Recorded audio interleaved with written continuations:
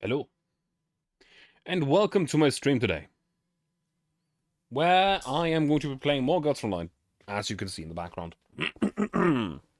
Reason being, I really want to see where this event is going, and we are quite close to it. To the end of it, I think. We had like 16 out of 25 nodes. However, at least like 4 or 5 of them are short story nodes about another character. Also, I thought it would be nice to use the Scarlet soundtrack from the event that was featuring Amaris and Aliana. Because they're taking, well, one of them's taking part in this event. Hi. Hello, hello. It's me, the wolf.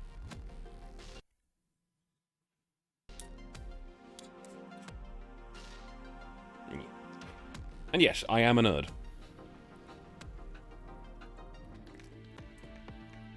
But so are you. Quite simply.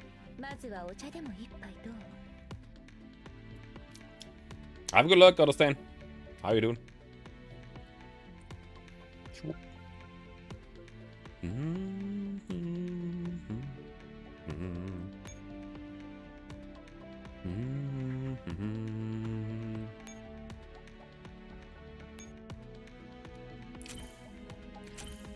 I am curious just how far we'll get today.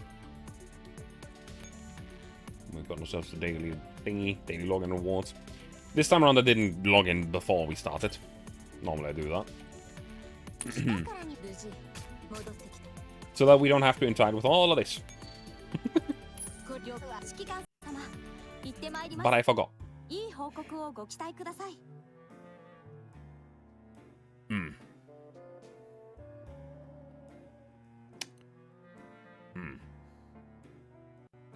I just realized that despite me doing an outbreak literally at the start of the stream, Twitch is saying, you know what?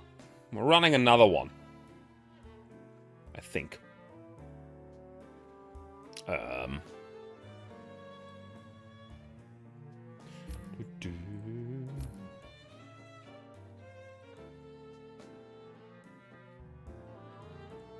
we go. I think... Did we even stop with the combat node? I think we did.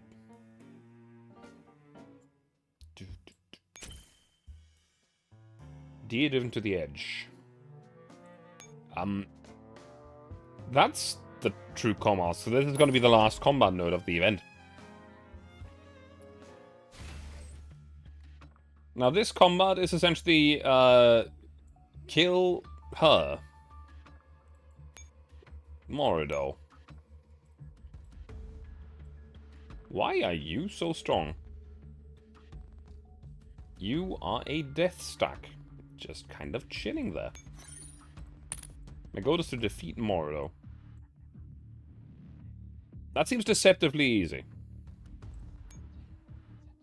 Something's fucking. She's literally 2 notes ahead of our start. She's right there.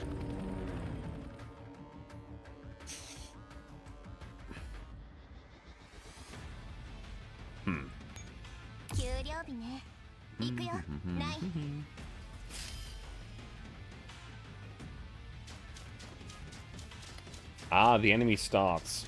And she has more than 1 move. More than 2 moves. Oh god, she do be running.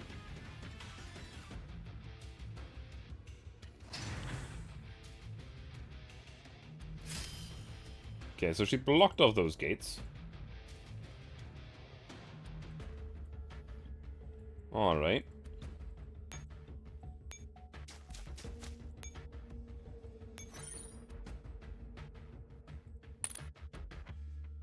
We need to avoid the death stacks. So what we probably want to do is go all the way around. All the way north and then left.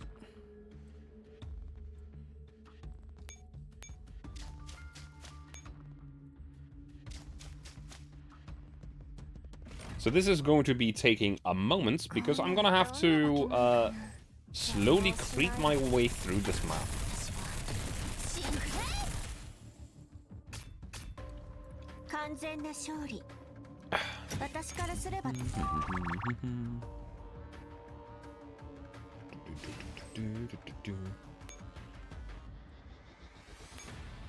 We're gonna spawn another unit here, because it doesn't make a difference whether or not I spawn a unit or I move.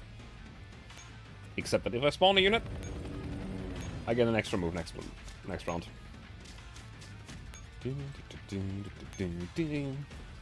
So I'll want to try to move as a squad of 2, for the very simple reason that that allows me to surround capture anything, essentially anything I want.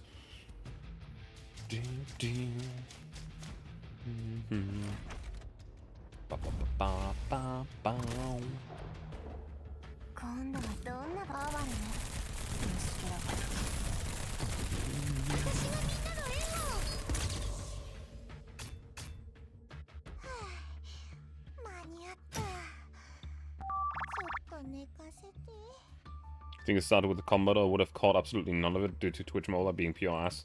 Yippee!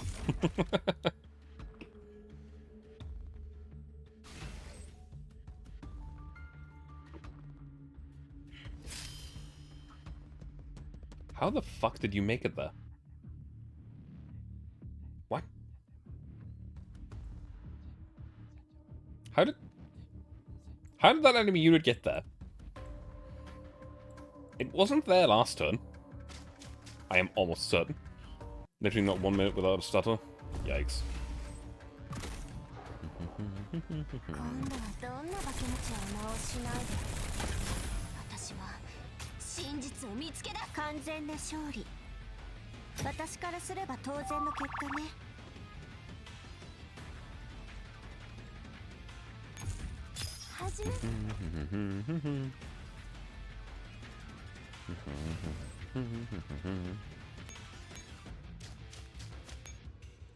Now we can spawn a unit here. So I can use the switching feature and everything. Also, it'll defend.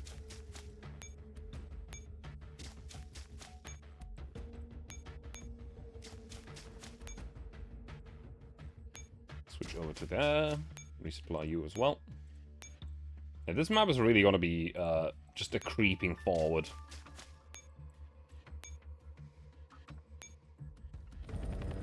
If this is going to be this fucky. There is a hidden node of some sorts there.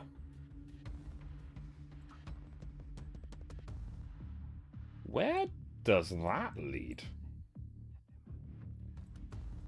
There's a path that goes into the darkness.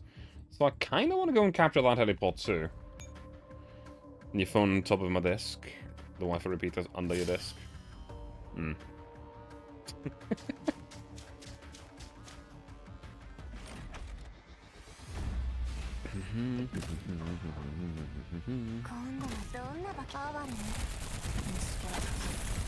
Also, this map is actually a little bit of a rare difference. I don't remember a single map where the enemy goes first.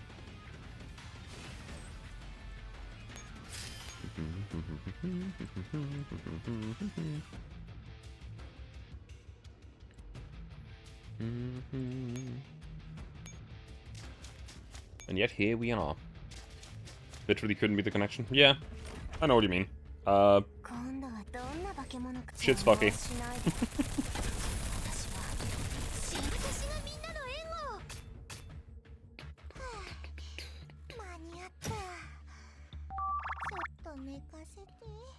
Alright.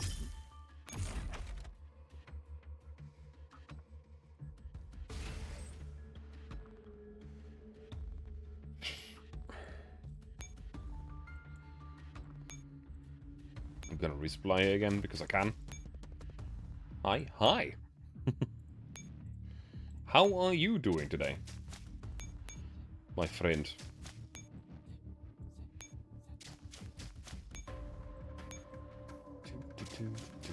There we go. There's more of the map. Is it a helpful part of the map? I don't know yet. But there was certainly a path going into nothingness. spacing about as per usual. Yeah. Well, use the time that you still have before that happens. So this is essentially what allows me to interact with the gate myself.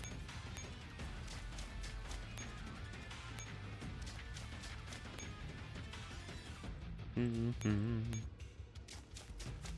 play the long game here again. To spawn another unit.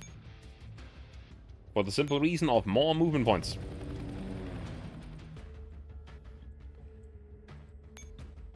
I also don't really know if interacting with the gate at this point is particularly useful anymore.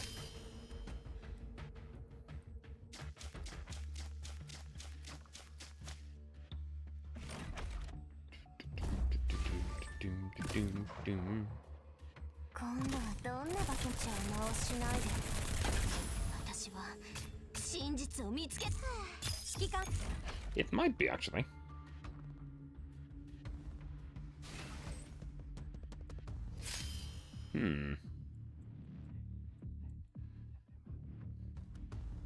If I open this gate, all I need is 1, 2, 3, 4, 5 movement points. Is it just you? And 12 Nitos. Do you have a force field? Doesn't seem like it.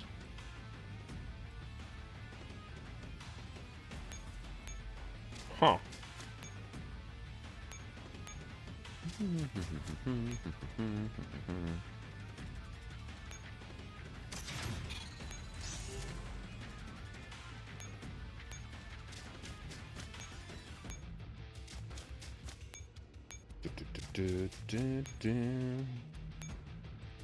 Theoretically, I should be able to just breach straight through that using my machine gun squad that I have here.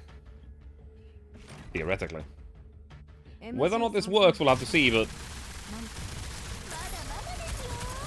in theory it does. In practice, it does as well.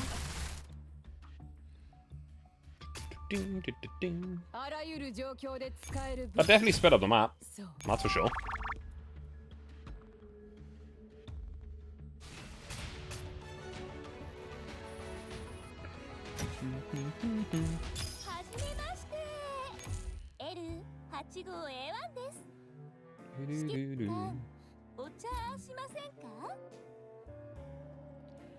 I am almost certain that we're actually going to get done with this very quickly. I have the feeling this might be the last normal story part. 1, 2, 3,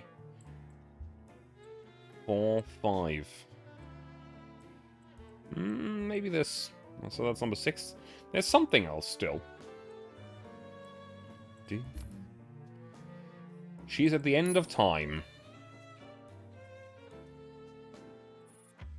Outside an abandoned castle at the Fasanderie conservation area, Laplace walks towards the handful of knights waiting to receive her. Lady Laplace, please come with us to the safe house. Sister Morido said she'll be arriving shortly. Right. Laplace follows them coolly. I'm just hurt. No. God damn it. Laplace follows them coolly, utterly oblivious to the eyes that are trailing her.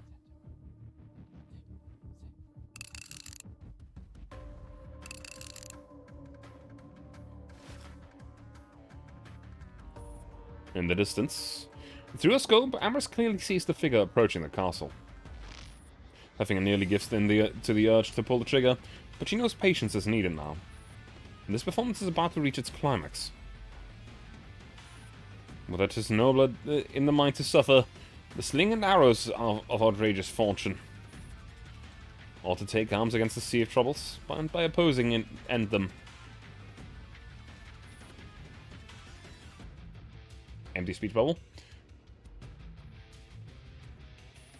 Castle corridor. A white knight leads Laplace to the door of the safe house. Lady Laplace, we will stand a guard outside. If you need anything, please just let us know. Sure. With a cold nod, Laplace steps inside the room.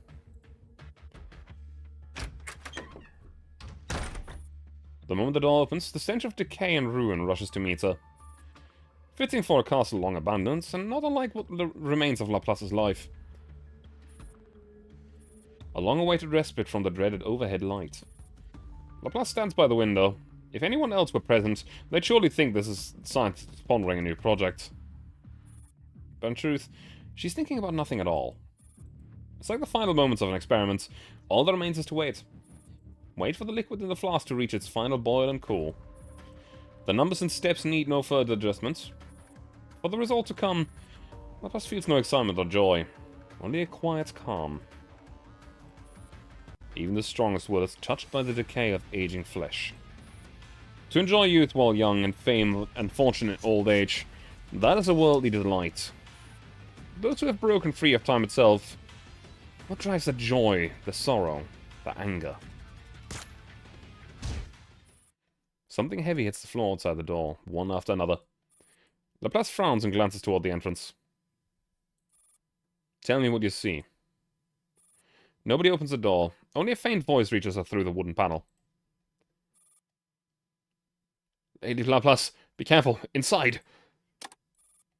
Laplace snaps back into focus and walks toward the door.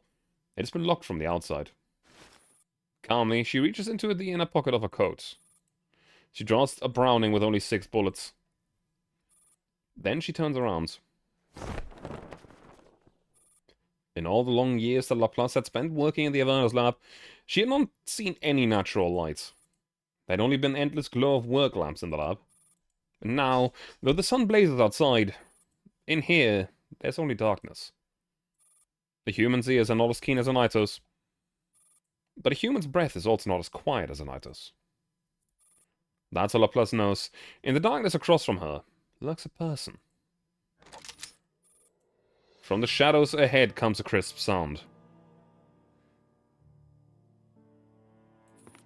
A young woman steps out slowly from the dark, holding a Makarov pistol. A stranger's face, yet Laplace is also familiar with the way her eyes blaze. With immense hatred and fury that consumes her whole being. Who are you? Laplace can tell right away that the girl has no intent to shoot. At least not immediately. The moment of restraint piques her interest. Marta Meitner, Capita, Laplace. You've ceased to be human, you've become a demon, through and through. How curious. I'd say this transformation has made me more true to myself than ever. Those who betray others will in turn be betrayed. I've long been prepared for that. In fact, the moment I saw you, I knew who it was that sold me out. But what intrigues me more is, why are you here? After all, it's been so long since I last saw a living human. Gray Blackwell. Do you remember her? Of course. She was the most outstanding of all my juniors. And how did you repay her? Believing her soul in torment. Torment? I helped her surpass the limits of human physiology at the peak of her achievements, so that she would always remain in the most efficient state. She's the only one, the only advanced Naito untouched by any other human's DNA. She became everything she'd ever dreamed of, an infallible surgical virtuoso.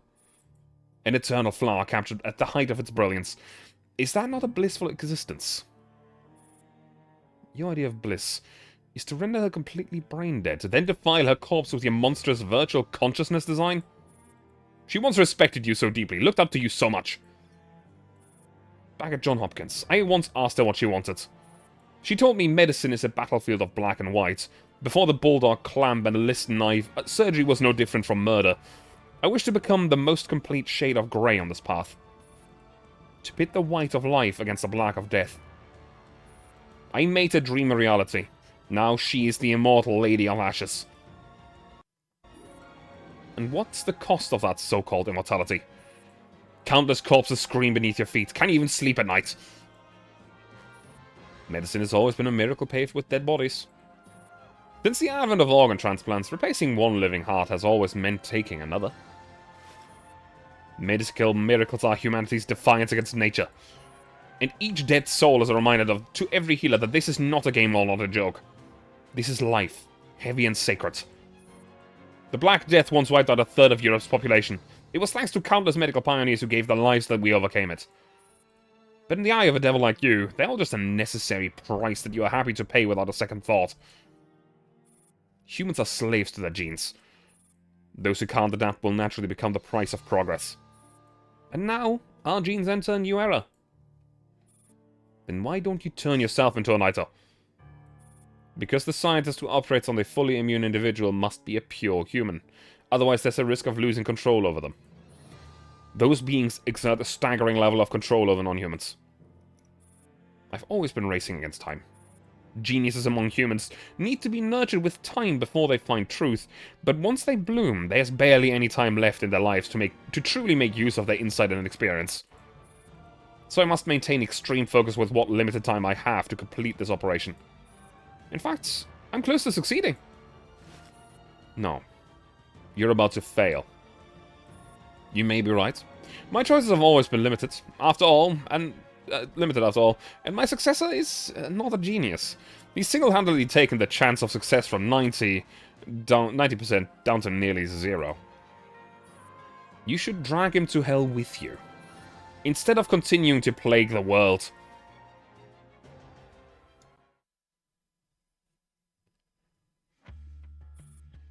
In this factory, where practically nothing has been left intact, Grace stands unscathed atop the ruins. Across from her, Brammet is already on the verge of collapse. She's still upright only because Heber's propping her up. She's not grey at all. I don't even think she's a Paradeus unit. Heber casts a rather disdainful glance at Brammet, who is about to keel over. Grey died long ago. This is just an empty shell, a puppet controlled by someone else. Everything she does now is based entirely on her controller's commands. Can we sever the link? That's your next task. You'd only drag me down if you stayed on the battlefield anyway. I'll try. Brammet retreats to the side and starts looking for a weakness in Grey's construct. Meanwhile, Grey casually flicks the blood off a blade and unleashes a new wave of attacks on Heber. Heber's movements are swift to center out as a gale, and the strikes are like needles hidden in a storm. Stealthy, fast, and deadly. Grey keeps up with the speeds, blocking every attack, but it also means that she's fully caught in Heber's rhythm. At certain moments, something flashes in Heber's eyes, some kind of sigil.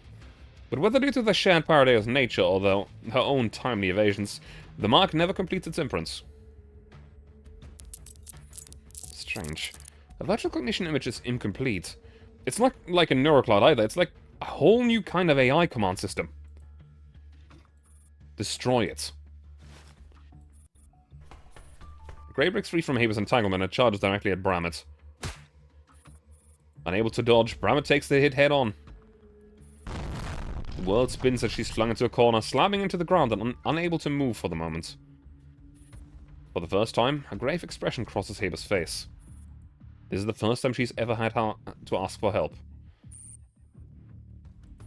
This is beyond my understanding, Nemrin. I see. I'll contact Lady Laplace right away and inform her of this emergency. We cannot possibly resolve this on our own with our current resources.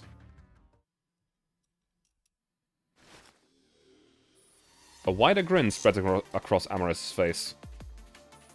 Dr. Meitner, I wonder, after all these years, does your system still have the same flaws?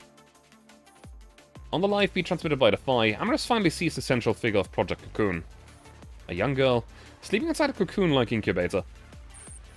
Link me in. 94 just tried. The system is incredibly robust. It withstood all our cyber attacks. That's exactly why I'm here. What destroyed Aliana was a correspondence to the Lake of Cognition, a place of energy extraction. My correspondence must be this cocoon, the impurity that gathers all energy. Cocoon is the true key that's capable of destroying everything. Stevens mentioned that after Erna shut down the Summer Garden, only 2 fountains remains, Nadia and Lunasia. She left behind 2 keys. I used one to permanently seal Nadia, so could this be the last one? Unfortunately, it's not. But I figured out the foundation of its design now.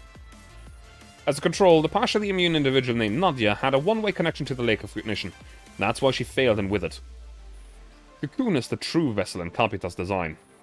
The successful Lunasia must be able to connect to both the lake and the cocoon. And the Lunasia here has already emerged from a cocoon as a butterfly. What's left is just redundant data. So the key that Irma left behind is now useless. Not at all. We're racing against time. The passage hasn't been fully open yet. We could still use this cocoon shell for something. After all, I am the child of the moon, a gift of the divine blessing. Capita, truly grateful. Thank you for giving me this gift.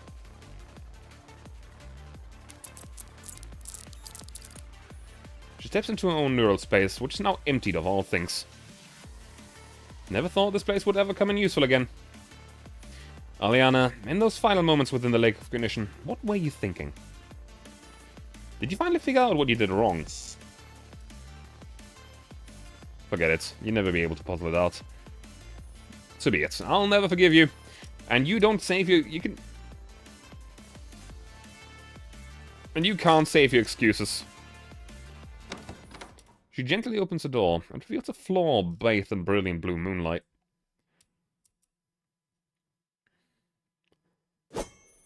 Haber's attacks increase in both speed and frequency. Grace Blade barely catches Haber's sudden strike. Sister Haber. Bravit struggles to her feet, only to collapse again. Haber wants to respond, but her face contorts in horror. Sensing opportunity, Grey charges again.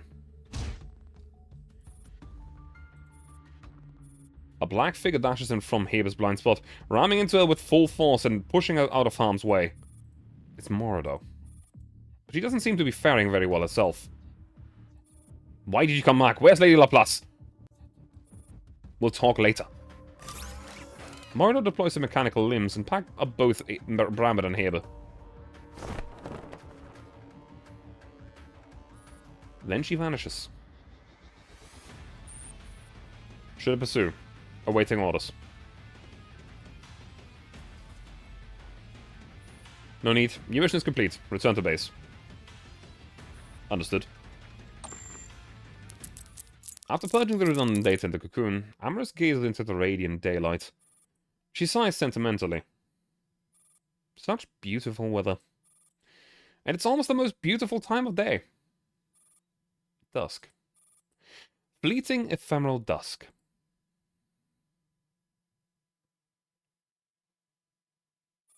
Without a care for the doll's hope for dusk to linger, night falls. Capita, I'm here.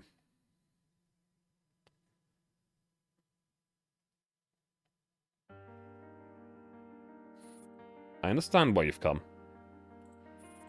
But as your senior, would you allow me to leave a few words for my successor on this project? Eavesdropping on his comms shouldn't do you any harm. I'd be delighted to hear Satan's confession. Then I'm afraid you'll be disappointed. Laplace sets down her Browning. She picks up the communicator from the table. Comms request that usually takes ages to be answered goes through almost instantly today. Professor, calling to give your last will and testament. Nemron has taken over the escort mission herself. The subject should have reached the White Zone by now. Sections 159 to 2001 of Avernus Sea Hailer are largely complete. Remember to keep the temperature around 25°C and humidity at 40%. There are 5 days left in the surgical window. Make sure not to waste it. Don't worry, I understand this part far better than you think. In fact, there's a lot that you don't know. For example, do you know who wants you dead? I know it's you. Want to know why? It doesn't matter. As long as you follow my instructions and finish the work. This operation will only go perfectly without you. You'd better stick precisely to my logs and annotations. William, your talent and ability aren't enough to reach a perfect outcome. Is that so? Yet my fame and accomplishments will far surpass yours. I will surpass you and all your so-called rivals. This final, most important surgery can only be completed by me and me alone. I hope you get what you want. I wish the same for myself. Though now I'm a little concerned. You don't have any more time to be concerned. I'll let you wrap it up. Sure, Hume lived and died in obscurity, and you'll achieve worldwide renown. But in the field of scientific research, you can't even hold a candle to Persica, let alone me or Shaw. How did Lunasia end up with such a foolish brother like you? William hangs up the call. Laplace turns again to the girl, pointing a gun at her. Any last words? Little girl, your hands are shaking. You've never killed before, have you? You're nothing like my other students. Firing at this range, I can kill you even if my hands are shaking. Laplace ignores the threat to her own life and holds up the comms tablet in front of her, which shows the data that Hebe sent to her. Did you create this, Grey? Laplace looks up and takes a good long look at the girl. When she sees the badge on Nicholas' chest, she smiles knowingly. You're her student. That badge, she and I designed it together. She liked giving it to her protégés. You're not worthy to mention her name. As a believer in science, I never took stock in religious concepts. But your appearance now makes me believe in karma. To think the one who will inherit my legacy is you. Neela's eyes widen in disbelief. What nonsense are you talking about? Genius is a fusion of talent and passion. Gaining knowledge of what you seek is pleasure itself. I admit it, when you dissected Grey, you gained knowledge. And joy. Well, my creation is excellent, isn't it? I'm glad, because it turns out you are my true successor.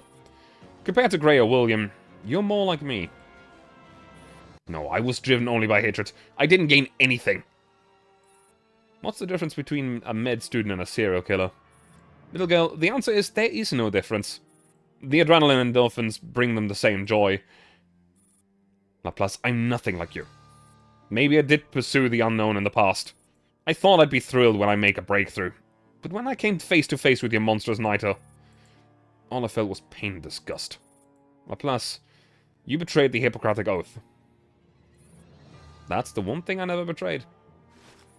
Laplace tosses the tablet aside. Grey was right. Family legacy, resource allocation, none of it matters. Before true talent and passion, those things are meaningless. Whether you admit it or not, you're my best student. Neela breaks down and shouts, No, you are not my teacher. You're not worthy of being my teacher. My only teacher is Grey. Knowledge is a curse. Talent is a curse. One day you'll admit, what you inherited from me is what you've been pursuing your whole life. The passcode to the Hela project log is... Neela can't fight the urge anymore.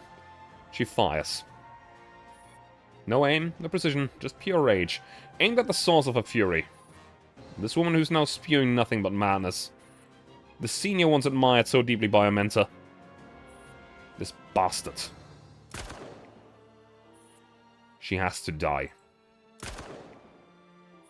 She must die. Go to hell.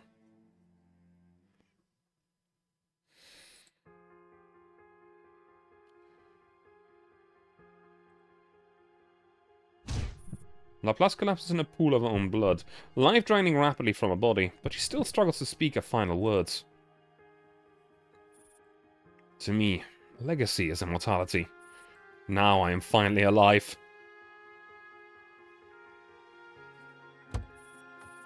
Ambrose pushes open the window and vaults in from the rooftop. She steps over Laplace's corpse, walks up to Neela, and gently pries the gun from her hand. It's over now. Ambrose, I'm sorry. This was your mission. I shouldn't have pulled the trigger. I was too selfish. I was right outside. Why? Neela, we're different. You wanted an explanation. I only wanted an outcome. Only when you expect something from someone do you want to hear the explanation. Maybe in your subconscious, you thought this senior, respected so deeply by Professor Grey, would give you some noble excuse that justifies her actions. One that would let you find closure, let you believe she was worthy of Grey's respect. That's why I never wanted to hear her explanation. Because if I did, I might start to believe that she really was my mother. That kind of mother. And that would put me in a great deal of pain. Neela stares blankly at the window. Heavy, dark curtains block out even the faintest light. What time is it now? It's night. Focus says there's no sun tomorrow. The day is already broken. With daybreak comes a new day.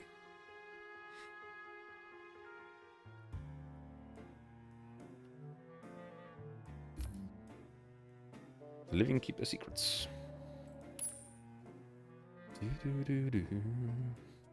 Ugh. Inside the industrial park, Offenbach district. On the desolate streets, several news vans speed past, all heading in the same direction. After bringing their vans to a crisp halt, the reporters quickly disembark to secure the best filming spots. Almost simultaneously, over a dozen uniformed Stasi agents begin moving in and out of a factory, carrying out sealed crates and placing them right within camera's line of sight. Everything is perfectly timed, like the opening scene of a meticulously staged play. I am now standing inside the Offenbach Industrial Park. Behind me is a factory that has been closed for several months due to poor management. Before its shutdown, this factory mainly produced electric wheelchairs and other rehabilitation equipment. According to sources, the production line was reactivated a few days ago, but this time, what's coming off the belt isn't medical gear, but devastating weapons. The camera shifts to where the reporter's pointing, sealed crates being hauled out by the agents. Stasi has now shut down this factory, along with 7 others in the Offenbach Industrial Park, on charges of illegal manufacture of explosives, endangering public safety, and treason. All these factories were secretly producing a weapon known as IASA's box. There's concrete evidence linking this weapon to the Berlin bombing months ago, as well as the recent series of explosions in Frankfurt.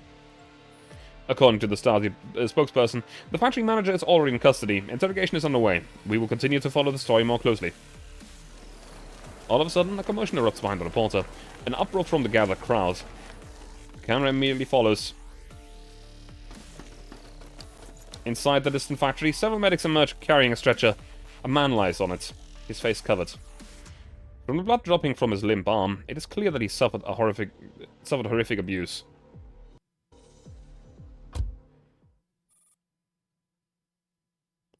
The car door slams shut, cutting off the reporter's clamoring. Q casts a cold glance at the motionless man on the stretcher. As the vehicle starts, the stretcher begins to jolt slightly. How long are you planning to keep up the act? The man on the stretcher sits up, yanking off the cover from his face and disgustedly wiping away the fake blood on his arm. What took you so long to get me out? Do you have any idea what I've been through these past few days? Q takes a sip from a now cold coffee in hand with a frown. Just be grateful. Nobody had any plans to rescue you. If the commander hadn't come up with a perfect plan, the next agent codenamed Jay would have already started the job. Right. Don't forget to send one last message to Frau Nele, who's been looking after you. Frau Nele who? Maybe try polishing up your terrible acting. Once we're back at HQ, all your personal contact channels are getting deleted.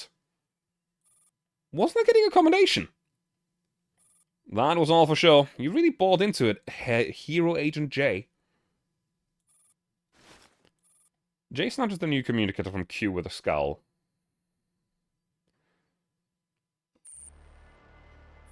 The commander receives intelligence transmitted back from Task Force Defy. We've acquired complete intel on the new Naito. Her codename is Heber. Also bad news. Aside from this Heber, there's another high-level Naito lurking in Frankfurt. No specifics yet. Almost there. Once we have intel on her, we can prepare for the final sweep. Just as the communicator's put down, it rings again. A18 brings another cup of coffee. Commander, it's a call from Mr. Kruger. Kruger? The commander picks up at once. Mr. Kruger? Yes, that's me. Finally a call from you. Does this mean you and Helion are safe? Yes, we've been released. That's great news. The Earl told me you and the Stasi took down Faraday as Project Cocoon. Yes, the leader Laplace has been eliminated. Only William remains. Commander, we're so proud of you. Once we finish off William and the remnants of Paradise, I'll come get you both home. Home. Let's rebuild Griffin together, Commander. Even though the fire at the base burned for days, leaving almost nothing on the surface buildings, the good news is that it's finally burned out. It's a perfect time to rebuild. Now we can construct a new Griffin base exactly how we envision it. Commander, I want to invite you to join us. Not as an employee, but as family. Looking at the silent night, the Commander feels a calm unlike anything before. Nothing would make me happier, Mr. Kruger.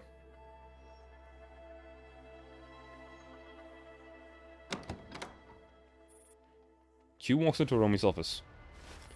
The moment she enters, a cup of coffee is shoved into her hand.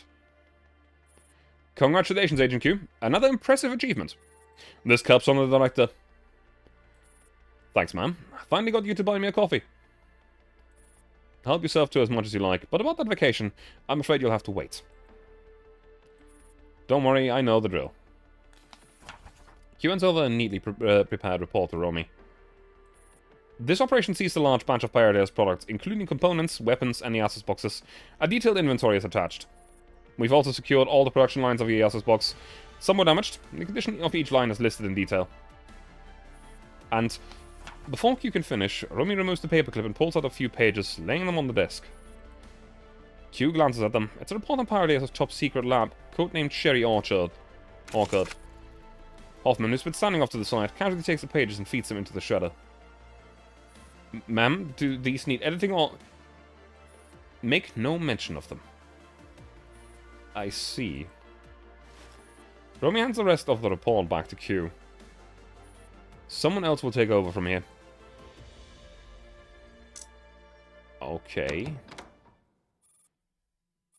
Nemron pushes open the office door. Welcome to the office of the chairman of the Socialist Unity Party. How... The secretary's eyes widen. Why are you here? The chairman... Relax. I came through the secret passage and didn't come across anyone. I've already overridden all surveillance on the way up. No time for explanations now. I need to see the chairman immediately. Chairman Oberstein isn't in at the moment. After a brief moment of silence, Nemron slowly sits down on the couch in the guest area. Tell him, Laplace is dead.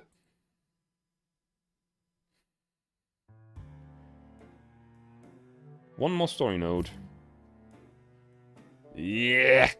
And your face has to appear, of course. Can't you die as well, old fuck?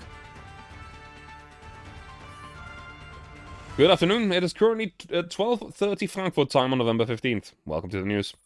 The major illegal arms trafficking case involving weapons known as the EASA's boxes has officially concluded. The scope of the case spans across multiple cities, including Berlin and Frankfurt.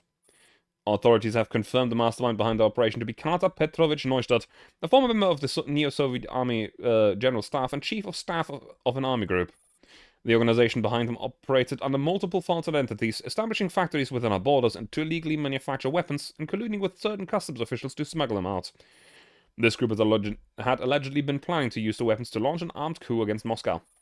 The Minister of Foreign Affairs has urgently contacted the Neo-Soviet authorities and reached a consensus. Any conspiracy that threatens peace must be crushed.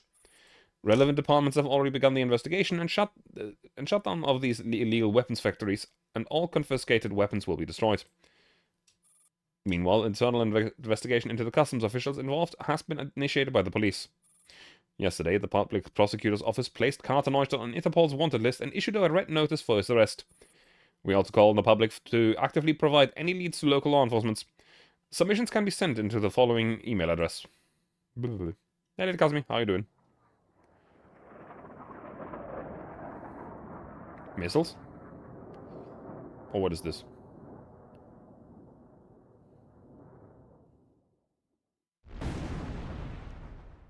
Seems like missiles. Seems like big missiles. The shrill and abrupt sound of a defense alarm pierces the quiet night of Frankfurt.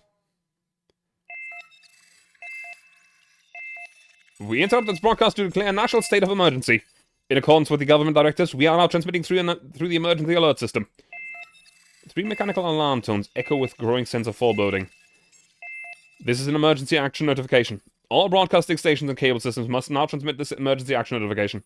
This is the UFG broadcasting. We will continue to serve the Frankfurt area. If you're not in this region, please tune in to your local news and emergency broadcast provider. You are now listening to Frankfurt Regional Emergency Alert System. Do not use your communicators unless necessary. Please keep your communication channels open for emergency use. A man repeats the message. After a brief pause, a woman continues the broadcast. Good evening. By the authority of the General Secretary Gauss, Supreme Leader of the German Democratic Republic, I have been granted permission to deliver the following statements. Due to an unidentified enemy airstrike, the entire city of Frankfurt is now under a state of high alert. The air raid sirens have been activated. All citizens hearing this broadcast or the sirens must immediately seek shelter in the nearest underground air defense bunker, civil defense structure, or bomb shelter.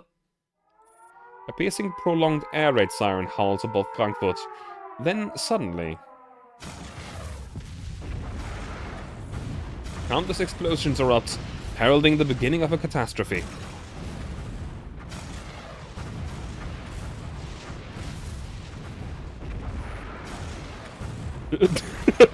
What?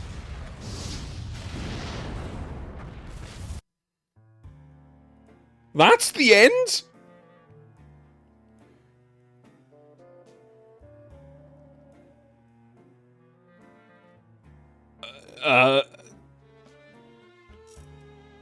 Huh.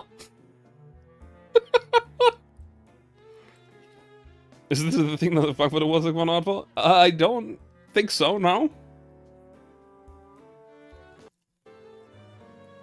Another thing about the Frankfurt Awards is that, funnily enough, out of the recent operations, Frankfurt is like the least deadly ones. Like, yeah, the entire thing of like the Survive Frankfurt Award is, yeah. It's kind of a meme nowadays, but honestly, the survived Paldiski or survived the fireworks incident, those probably should have been a thing rather than the Frankfurt ones. Also, I totally agree. Laplace should not have the chance to talk. There's no good than yeah.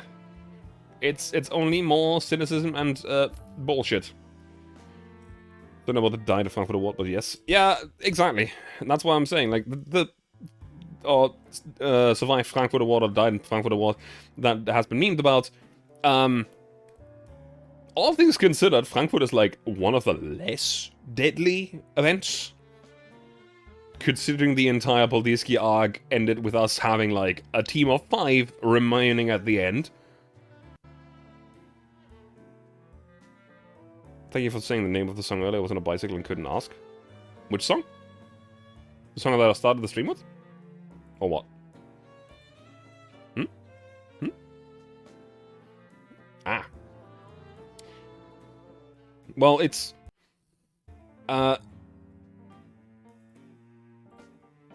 often listed as Scarlet.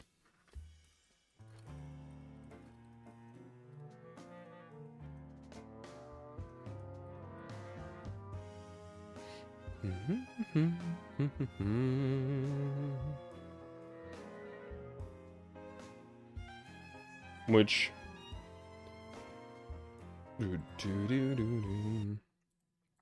would be this.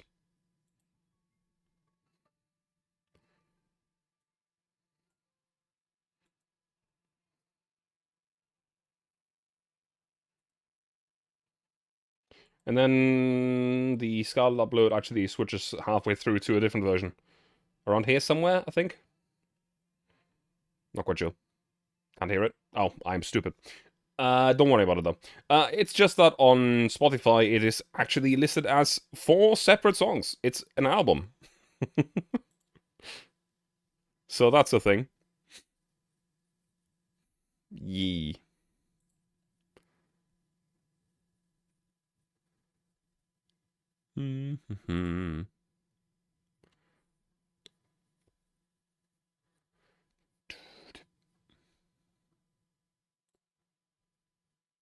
Anyway. Now, we are not quite done yet. We still have these 5 story bits remaining. Which go into Sana, I believe her name was. They shouldn't be too long. Yeah, Sana. File decrypting. An audio recording starts playing. Hello, Washington DC Police Department.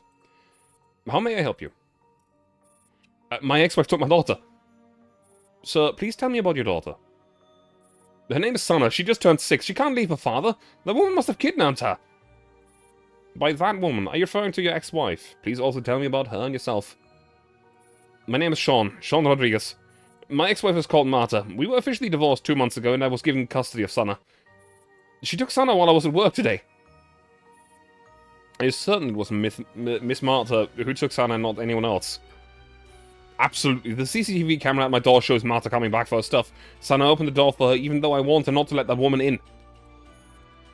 Then they left together. So Sana was taken away by her own mother. Yes. Mr. Rodriguez, we now have a general understanding of the situation. Please come to the station and submit your divorce agreement or court ruling, and we will provide supporting evidence for your legal claim. Aren't you going to find my daughter? I know Marta booked the earliest flight to the Neo-Soviet Union. She's going to take Sana with her. Apologies, Mr. Rodriguez. According to the law, we have no authority to prevent Miss Martha from taking her daughter out of the country. We advise you to take legal action. If Miss Martha has already left the country, you can apply for international legal assistance, and we will help provide supporting evidence.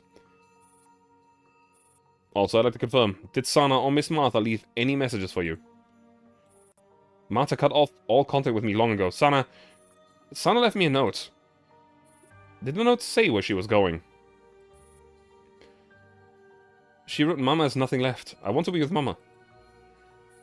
Based on the note, Sana went with Miss Martha voluntarily. There's no indication that Miss Martha took her by force. You don't understand. Sana's only 6. She doesn't know anything. That woman must have forced her to write that note. She can't possibly take good care of Sana. She's a workaholic with no human emotions.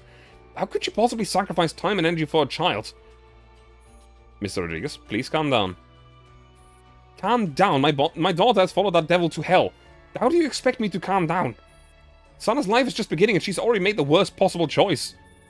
She shouldn't be in some backwater town in the Neo-Soviet Union, scorned by ignorant locals. She should be at Sitwell Friends School, growing up alongside the future elite of America. Sorry, sir. Please come to the station once you've calmed down, then... The caller hangs up vehemently. I have to say, that is like... What? You fucking what?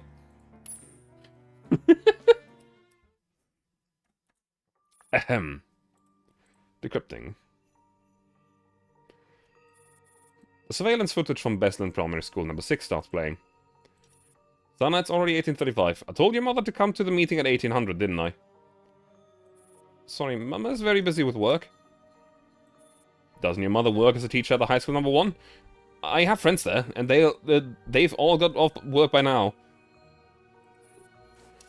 Sana sits obediently on the chair, staring at her toes without saying a word. The teacher sighs and puts down the communicator that no one has picked up despite countless calls. Other than seeing your mother briefly at the start of the semester, we haven't seen her since. I do understand how hard it is to be a single parent and a teacher. That said, school arrangements still need to be respected. I've heard that instead of paying attention to top-performing students, your mother seems to be more invested in the ones at the bottom of the class. If only she'd spare even half attention for you. The teacher opens a thin notebook in front of her. Since your parent isn't here, I'll have to speak with you directly. I'll write a note for your mother later. Make sure to tell her that the school board is very displeased with her repeated absences from parent meetings. Okay. Sana, you've picked up Russian very quickly. You don't seem to have any trouble with classes or daily conversation now. Your Russian compositions this term were excellent. The Russian teacher specifically asked me to commend you. Thank you. All of your grades in this term's are A's. Very impressive. Especially your math. You scored full marks. However, you scored 0 for physical education. The PE teacher says that you've missed every group training session. You're too withdrawn. Several classmates have told me that you're very aloof, always keeping it to yourself, and that you're never around during group activities. You can't live in your own little world forever. Next semester, try to be more outgoing and make some friends. But Sana, who has kept her head down the whole time, lifts it in frustration and looks at the teacher across from her. They don't like me. Whenever I go near them, they call me a filthy American spy. Sometimes when I walk past them, they shove me away really hard. The teacher raises her eyebrows slightly, then quickly flips a page to cover Sana's barely audible voice. There's no more to discuss. That'll be all for today. Okay, thank you, teacher. Like a wind-up toy, Sana, who looked like he was about to cry just moments ago, suddenly springs out of her seat, slinks her backpack on, and rushes out of the door. Mother hasn't come to pick you up yet. Where are you going? I'm going to Anna's house. Man. I feel bad for that girl.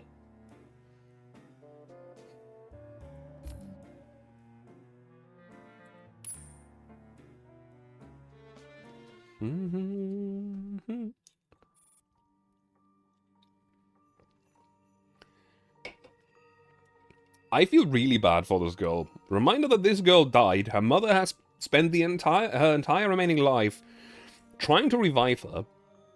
But while doing that, not only did she not do that, she's also killed the only childhood friend that her daughter had.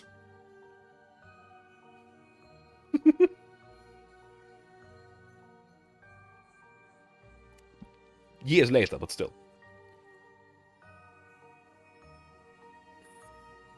Best of Primary School number 6, Summer Russian Assignment, 2048. Sana's reading report, chosen book, roadside picnic. Question 1. What kind of story does this book tell? It tells the story of some really bad aliens who come to Earth and make a mess, polluting the environment.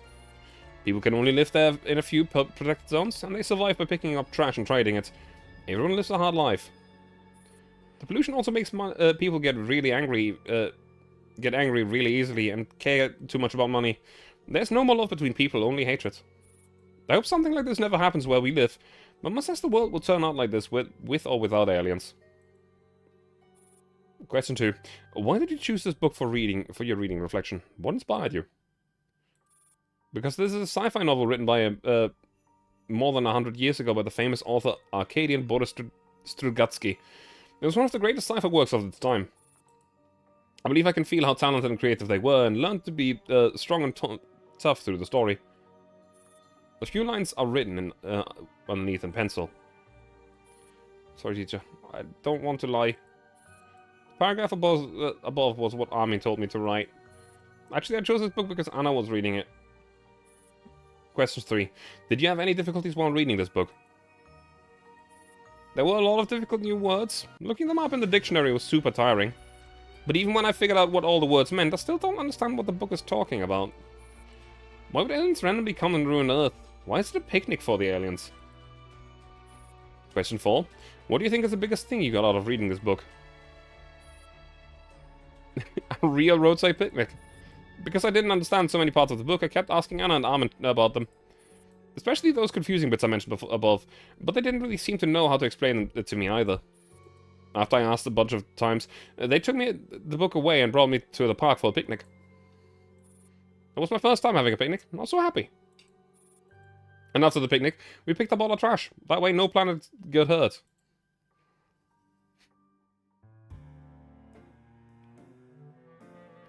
I wonder what horrible thing has caused her to die. Man. She's just a good girl. Scripting. The surveillance footage starts playing.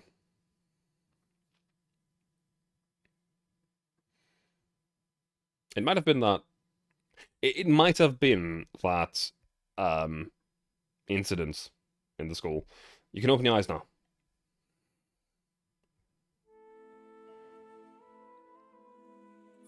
Happy birthday, Sana. Wow. Sana stares at the cake in front of her in disbelief. A number 9 candle, lit and flickering, stands atop the tempting sugar glaze. It's a birthday cake.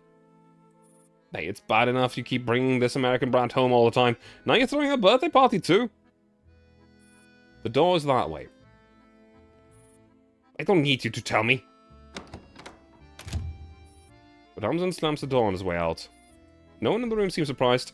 The warm, cozy atmosphere remains undisturbed. Why isn't your mum here yet? I've double-checked with Miss Meitner a few times. It's okay. She probably won't come. Sana's still gazing dreamily at the cake. But it's your birthday today. Mama's been even busier lately. But during my last summer break in primary school, she took me to the botanical garden. These are so many beautiful plants. I'm really happy with that. You skipped straight to middle school, you know? That means you lost a bunch of summer and winter breaks. I don't mind, I'm super happy now. I get to see you guys all the time, and my new classmates aren't as mean as the ones in primary school. They would at least come and borrow my notes or homework every now and then. What was your favourite flower from the botanical garden? Bellium minitum L. Huh? It's usually called a miniature daisy, but Mama says using the Latin name is more accurate. What kind of nonsense is your mum teaching you? It's not hard. Bellium means it's from the daisy genus, minitum means it's really small, and L is the abbreviation for Carl Linnaeus, the botanist. Alright, come on. Make your wish and blow out the candle. Then we can finally cut the cake. Okay. Sarah clamps her hands together and just closes her eyes as she makes a wish before the cake.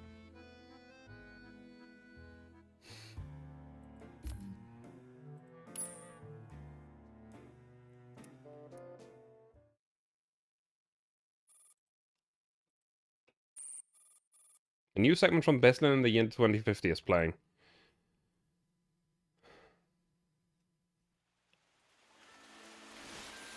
Ladies and gentlemen, we are now standing outside Beslin High School number 1, where the terrorist attack took place. It has been 2 days since the tragic event, and as you can see, the school remains sealed off, with nearly all nearby shops still closed. The camera follows the reporter's gesture, sweeping across the surroundings. The street is desolate, and the once bustling storefronts are shut tight like wilted flower buds. Suddenly, the camera zooms in on a single shop that still has its lights on. We've noticed that a pastry shop is still open. Let's take a closer look. The shaky camera stops in front of the bakery. A face, nervous and uneasy, appears in front of the lens. Who are you? Hello, I'm a reporter with Central Television of the Neo-Soviet Union. I'm here to follow up on the recent terrorist attack from 2 days ago. Would you be willing to speak with us? I see. Most of the shops near the school are closed. Is that because of the attack? Yeah, after something that big, who wouldn't be scared? Then why have you chosen to stay open? The shopkeeper's gaze drifts away from the reporter, turning toward the shuttered school in the distance. On the morning of the attack, a little girl in Beslin High School uniform came in and ordered a cake. Said she'd pick it up after school, paid for it in full. She never came back? No. Still waiting for her to pick it up. I'm hoping she survived the attack. Would you mind showing us the cake? Maybe if she, or someone in her family, sees it on the news, they'll come by to collect it. The shopkeeper gestures towards the refrigerator behind her. The camera pans over the clear glass door. Inside the empty, silent case, sits a single lonesome birthday cake. On the top, 2 little figures are drawn, holding hands, walking through a garden of blooming daisies, written on small chocolate plaque below. Happy birthday, Mama. Love, Sana. Man.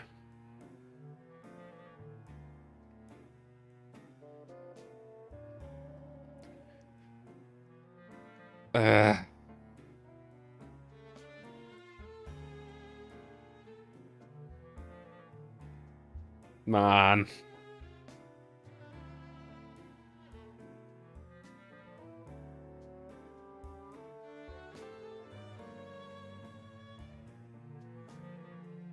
Well. Suka.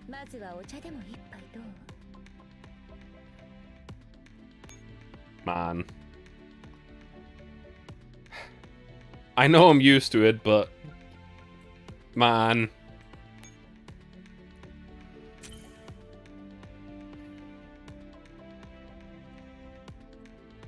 If not for that one terrorist attack and the one death... If that little girl had survived, the entire story of Gods Online would never have happened.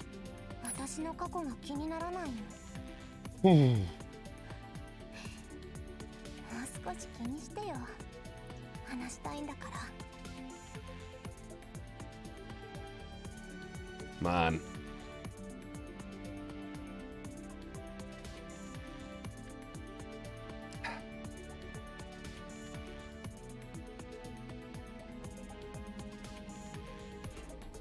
Well, That was Isolation Forest. We still have plenty of time in our stream left.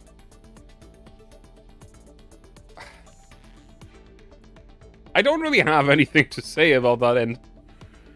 Like, I essentially already knew that that's when Sana died, but... Fuck. That is...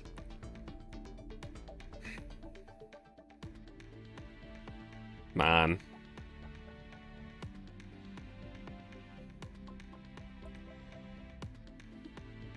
Very yikes. And I have to agree, if only she managed to stay with her father. That would be... so much better. For everyone. Because again... I would like to know that... I'd like to know that Business Akira wears a very poorly fitted suit. I could see it on my second screen, actually.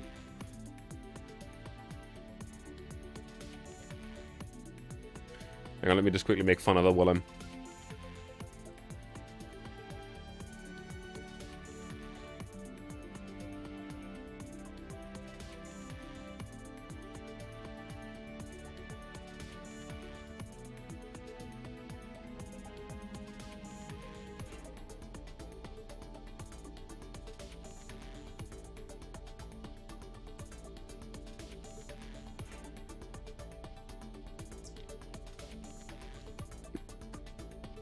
There we go.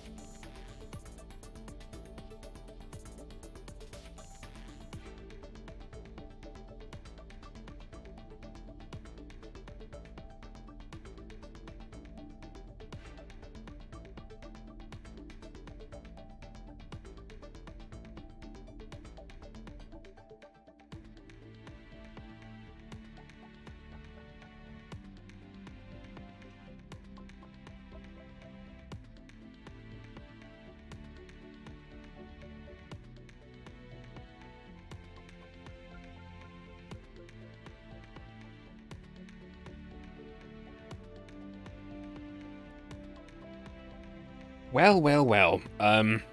It sure is a time.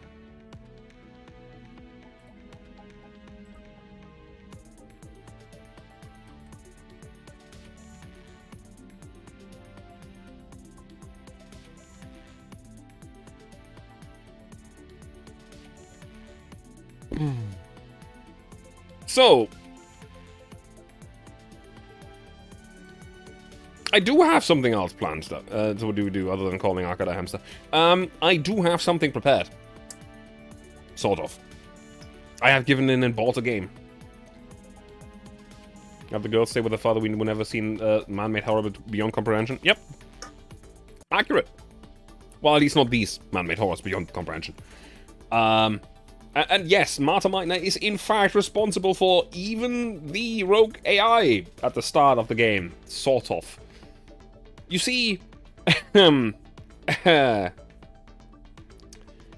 Meitner, after her daughter died, repatriated over to a different country from the Neo-Soviet Union, moved over there, started research on a different thing, together with a group of other scientists called 90 Wish. All of them, as far as I understand, mostly anonymous from each other.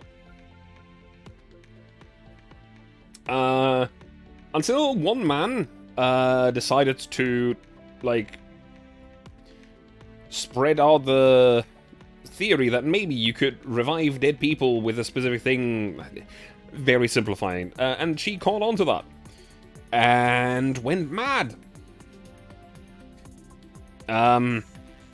Until she and also William gave the brain scan of the dead Lunasia over to a group of scientists to make mental images of it. One of which went to Persica, who made the AR team in the image, specifically M4. One of them which went to, fuck, I forgot his name. Lyko.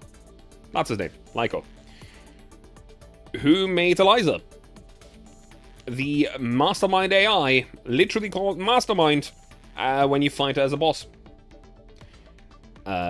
This AI leads SF. So yes, everything does in fact lead back to Marta Meitner. I wonder if the story of the monkey's paw doesn't exist in the GFL Valhalla. Bringing people back from the dead never works out.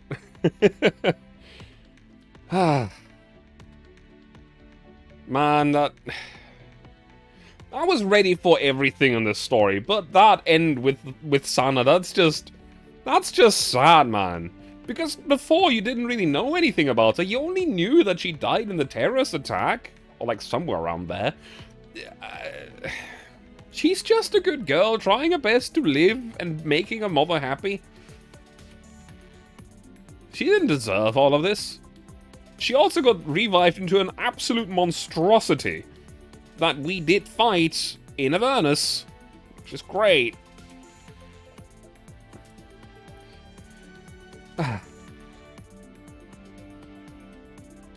Man. Sure is the time. Sure is the time. Man. Yeah. Man. Man.